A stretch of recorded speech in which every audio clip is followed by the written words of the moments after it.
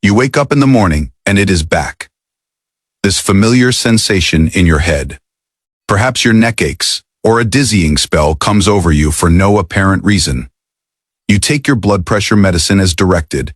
You do everything that you are told. And yet, when you go to sit down for your appointment at CVS or Walgreens in front of that blood pressure cuff, those numbers loom back at you threateningly, 150, 160, and in some cases, 170 and beyond. It can be maddening. It can be chilling. And for those of us 60 and beyond, it is a constant, nagging fear that lingers in the back of your mind. What if that next spike is a potentially life-altering event? Stroke, heart attack. The silent killer looms large in your life. A lot of people get the same message over and over. We may need to increase your medication.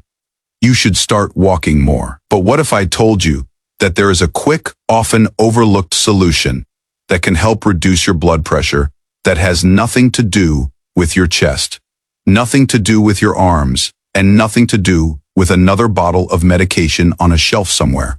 It is a lot lower than that. It is in your legs. These days, cardiology and rehabilitation physicians alike are now referring to your second heart.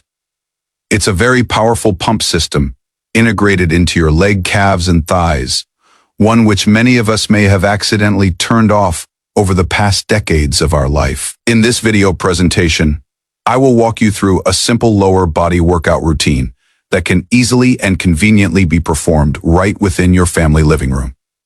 It even contains a wall exercise proven within clinical research to lower blood pressure better than your average aerobic routine. When performed correctly, of course, so keep watching. And by the end of this presentation, you will learn exactly how to utilize your legs to save your heart. Well, before I move into the exercises themselves, I'd love to hear a bit more about you. Take a moment to reply with 3 things where you are watching this from. City or state your age, and the blood pressure reading that really made you take notice. I make every effort to read as many comments as I can because sometimes you could very well be the one who helps another grandparent not feel so alone with its numbers. If you're a first-time visitor to this website, I want to take a minute to introduce myself so you know who it is that's talking to you. I am a doctor practicing in the United States today, and for many years now, I have focused almost exclusively on caring for adults over the age of 60 who are living with high blood pressure and cardiovascular disease, diabetes, and the fear of losing their independence. I have sat in patient rooms after stroke and held worried conversations in ICU waiting areas while family members waited and wondered if their loved one would regain their independence. I have walked alongside patients in cardiac rehab while they first learned to take their first steps following a heart attack and then celebrated their first miles following bypass surgery. And I also get to see something that gives me hope. Seniors in their 70s and 80s out in their gardens and out of the country to visit their grandchildren and play with their grandkids while their medical records read simply hypertensive Faye like everyone else. What surprised me and many of my colleagues was this. The difference between those two outcomes had little to do with a new drug or cutting-edge therapy.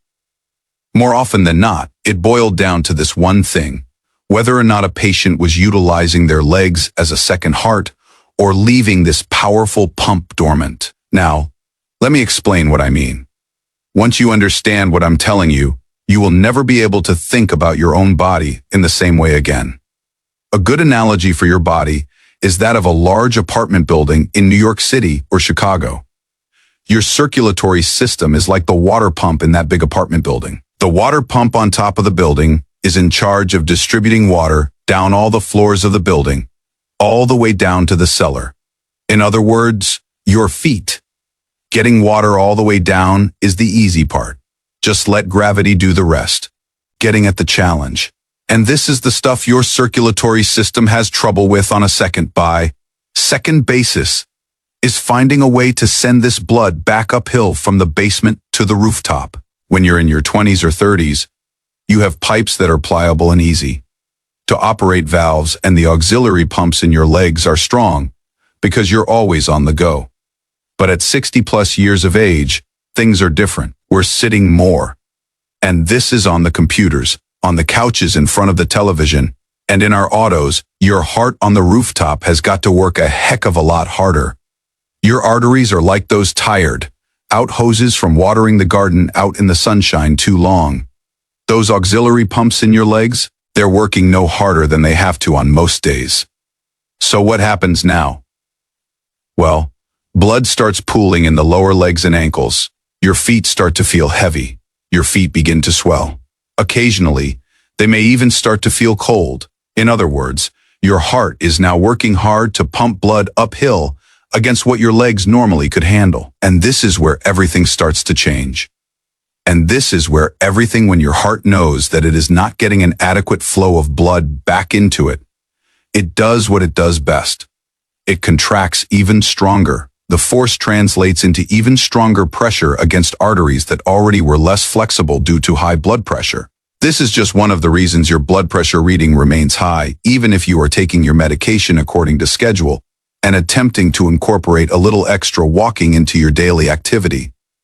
Nobody ever gave you instruction on how to turn your second heart back on. But here's the best part. You won't need a gym membership card from now on. No treadmill will ever be placed in your home, and no high-end fitness tracker will ever count your steps. It's possible to train your second heart only with the help of a wall and a reliable chair within your home living area. Just in a moment, I'll walk you through the first 4 easy exercises you can do with your legs that will give you a circulation circuit on their own. We'll loosen up the ankles, where the flow of the blood just gets stalemated. Then we'll turn on the big guns in your thighs that are responsible for pumping all the bad stuff out of your system. Then we'll engage the calf pump, or your second heart. And lastly, we'll finish with an extraordinary wall workout that has actually been proven to reduce resting blood pressure better than aerobic conditioning. We're going to begin with what I like to call exercise number 4. This exercise looks like it is too easy, but it is the exercise that I want each and every over 60-year-old doing every morning. This exercise is what I call the ankle gate opener. Ankle bones rarely come to mind unless you twist one. But from a circulation perspective, the ankle is a very peculiar and very important bottleneck. It is primarily bone, skin, and tendon, and very little muscle or padding. Yet all of your major veins and arteries going to and from your foot have to pass through there. But as you age and sit around a lot, that particular joint becomes stiff. The tissues in there dry out, kind of like a rusty hinge. You wake up and plant your feet on the floor. This is like trying to put your feet down on 2 pieces of wood. The stiffness associated with this is like a clamp on the blood vessels going through your ankles. The tighter the gait, the tighter the blood vessels, the harder it is for blood to flow in and out of your feet. This is why so many people tell me that my feet are always cold. Here is how you should practice the method. Sit on a sturdy chair with your back upright and not slouching. If you are in bed, you too can practice this position by lying on your back. Raise one foot off the floor. If you are able, position this ankle on top of the other knee. Now picture that there is a pen attached to your huge toe and that there is a huge whiteboard hanging in front of you. Your objective is to draw the largest and most fluid circle possible on the whiteboard. Now draw your toes up towards your leg. Extend them sideways. Point them down towards the ground like a ballerina. Then return them towards and upwards towards your leg. This will give you one full and slow circle. Now, please make 10 circles in one direction. Then 10 in the opposite direction. Then switch legs and repeat exactly the same process on the other side. As you move your legs, you might experience some popping, clicking, or even some light popping sounds. As long as there is no sharp pain, then it is probably gas bubbles moving in your joints. When you are done, take a moment to pause and reflect. Notice if your feet are warmer, or if they have woken up, or if there is a buzzing sensation traveling up your legs. This sensation of warmth is the blood flowing now that the gate has been opened. But now that the way is open, we are ready to move up the chain. To exercise number 3, the simple sit. To stand from a chair, if unlocking the ankles turns the key to open the gate, then this next exercise activates the engines that make your lower extremities move. the engines that drive your thighs and your buttocks. And if autonomy is important to you, being able to get up from a chair unaided is one of the most critical functions you can preserve. This is how things look every week in my clinic. Gradually, patients start using arms, tabletops, or even someone's hand in order to get up from a chair. This way, muscles and legs start weakening and shrinking. As a result, your body starts resisting insulin. This leads to an increased flow of sugar and fatty substances inside your blood. Blood vessels start thickening, and your heart has to work extra hard because of tight arteries. However, the reverse is also true, and that is the best part. When you learn to get up and sit down properly, a large muscle in each of your thighs will act like a sponge with a high absorption capability. It will absorb sugar and fats from the bloodstream and then utilize them as a source of fuel. This will increase the smoothness of circulation and the blood vessel pressure will start to normalize. It's okay. Let's do this the right way. Grab a strong chair, not a couch.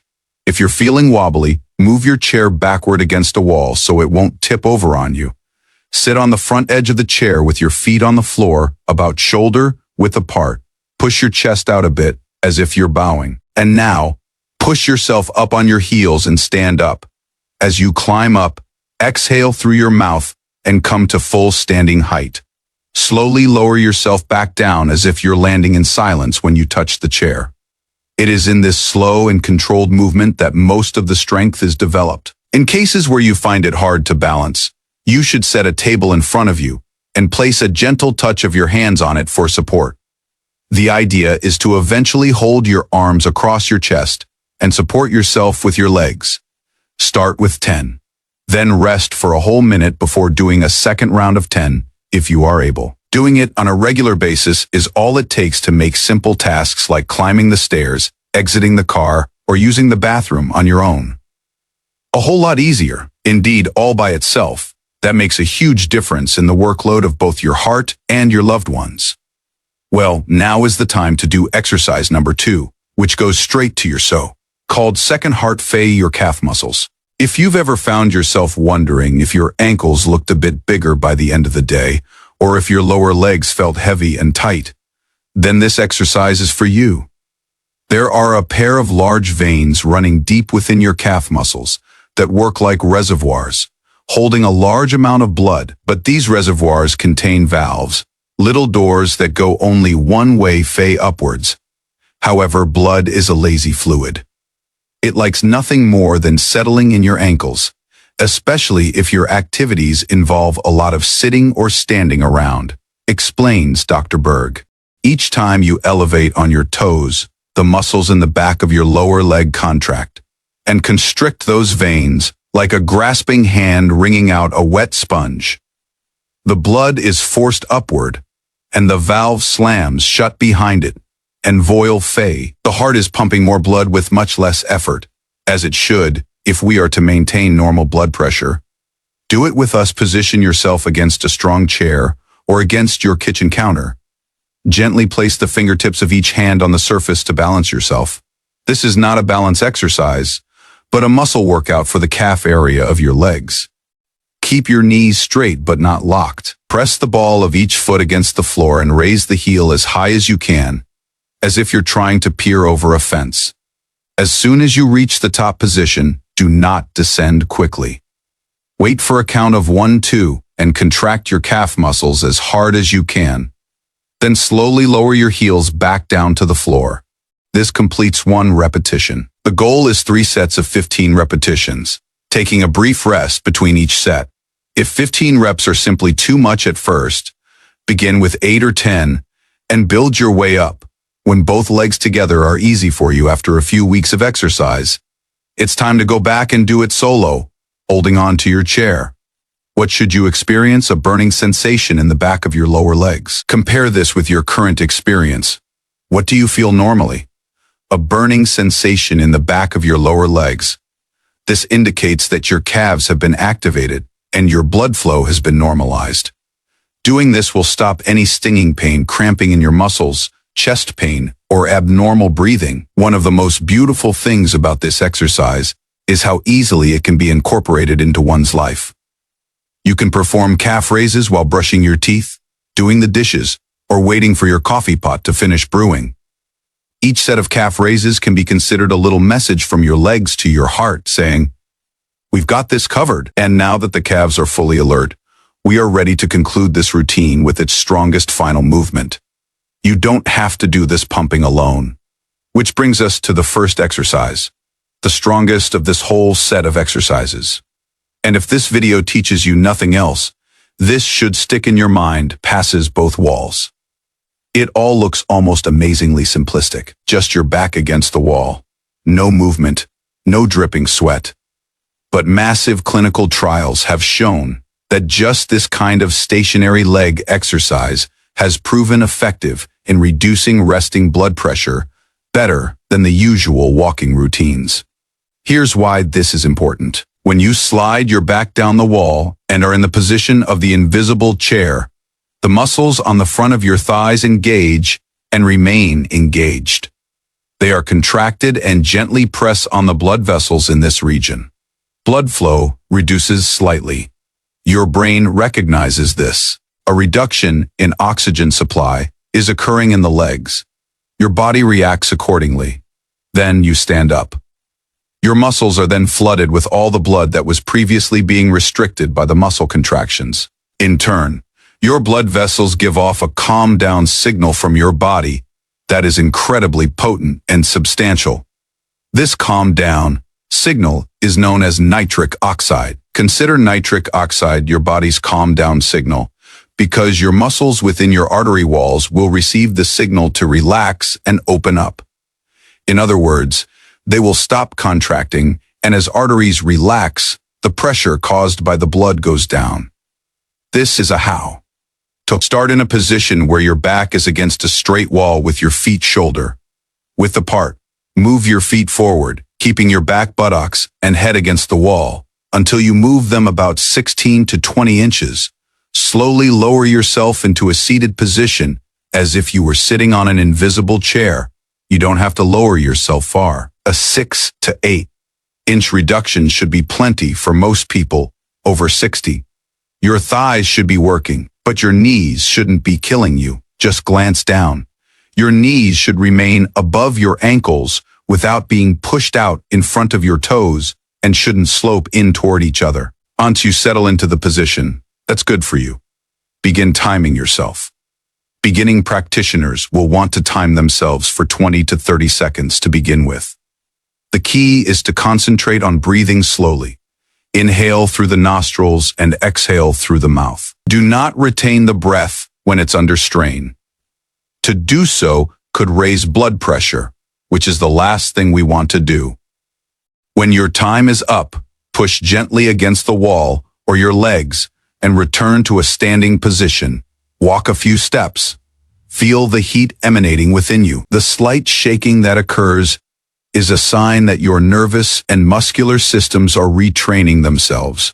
Over the weeks, you can progress your holds to longer ones. But there's no need to rush things. Just being regular is much more important than being intense. If you ever feel any pain in your chest, dizziness, or knee pain in your body, or if you feel any pain in your body at all, you need to stop your workout right away. If your blood pressure is extremely high, or if you have any kind of problems in your heart or joints, you should discuss your push exercise with your doctor. Now, a moment's pause. Consider exactly what took place in your ankle circles. You were able to open your gates at the bottom of your circulation with the sit. To stands, you activated your large muscles that remove sugar and fat from the blood. Calf raises involve the reuse of your second heart, the pump that pumps the blood back up. You also managed to trigger your arteries to relax from the inside out with the wall sit exercise. Medication is what saves people's lives. That's not what I am asking you to avoid.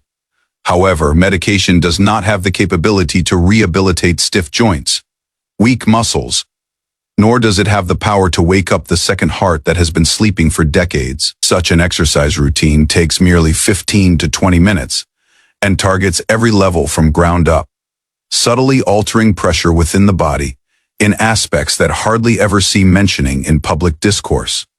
So, Here's the real question. What if you don't do this? What if your legs remain asleep? Your calves stay quiet, and your heart keeps beating by itself. Since the line that separates those who retain their autonomy well into their 70s and 80s from the rest who gradually lose, it may well depend on this one factor: whether they manage to activate their legs again. In the succeeding video, I will teach you how often you should perform this routine, how often you should not do this routine, and the mistake that will nullify all those benefits you will gain if you're not careful. That's an important point. And this is also what most individuals get wrong about the measure of angles.